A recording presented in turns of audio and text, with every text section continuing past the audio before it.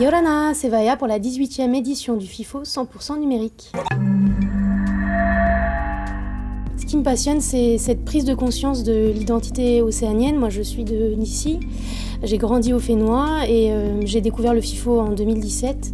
Et c'est vraiment à partir de là que j'ai pris conscience de cette grande famille océanienne et des pays qu'on connaît un petit peu moins, comme la Micronésie notamment.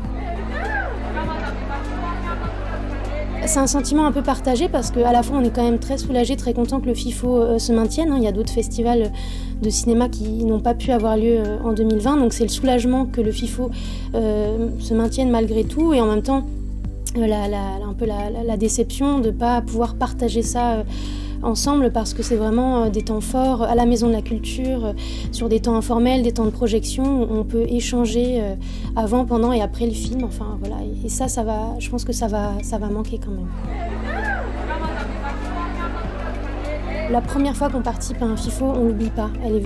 C'est vraiment une édition très particulière, je pense, pour chaque spectateur.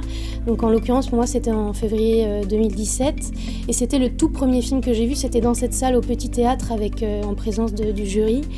Et c'était le film qui s'appelle Zach Ceremony. Donc c'est un film australien qui parle de métissage et puis d'un jeune en fait qui est tiraillé entre ses origines blanches et puis ses origines aborigènes, et il est suivi par son père sur plusieurs années. Et donc c'est entre le documentaire et la fiction, enfin c'est assez riche.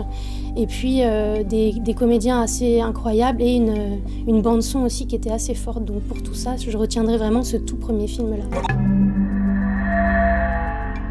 À tous, je vous donne rendez-vous du 6 au 14 février pour la 18e édition du FIFO 100% numérique sur www.fifotahiti.com.